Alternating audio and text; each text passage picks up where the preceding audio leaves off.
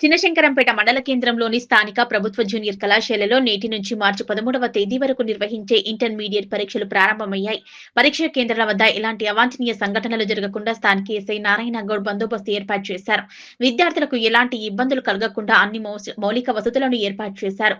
ప్రభుత్వ జూనియర్ కళాశాలలో తెలంగాణ మోడల్ కళాశాల విద్యార్థులు 337 మంది విద్యార్థులు నేడు పరీక్షకు హాజరు కావాల్సి ఉండగా 3 విద్యార్థులు గైహాజరయ్యారు. పరీక్షా కేంద్రానికి చేరుకున్న విద్యార్థులకు తనిఖీలు నిర్వహించి పరీక్షా కేంద్రానికి పంపించారు. హాల్ టికెట్ నెంబర్ చూస్తూ వాళ్ళకి కేటాయించిన రూములను అధికారులు చూపించారు. ఈ తనిఖీలో తహసీల్దార్ మాలతి పాల్గొన్నారు. ఈ సందర్భంగా తహసీల్దార్ మాలతి మాట్లాడుతూ చినశంకరంపేట ప్రభుత్వ జూనియర్ కళాశాలలో మొత్తం 337 మంది విద్యార్థులు పరీక్షలు రాయనున్నారని, వారికి సంబంధించిన అన్ని మౌలిక వసతులు ఏర్పాటు చేయడం జరిగిందన్నారు. ఎలాంటి అవాంఛనీయ సంఘటనలు జరగకుండా పోలీసులు బందోబస్తు ఏర్పాటు చేసినట్లు తెలిపారు. అందరికీ నమస్కారం అండి.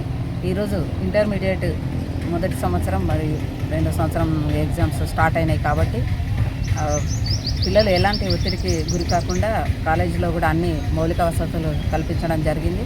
అట్లాగే ఇన్ టైంలో పిల్లలందరూ కూడా రావాలని చెప్పేసి వాళ్ళకు ఇంటిమేషన్ ఇవ్వడం జరిగింది.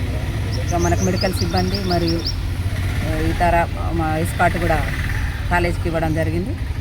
ఇప్పుడైతే ఏం ఇష్యూస్ లేవు.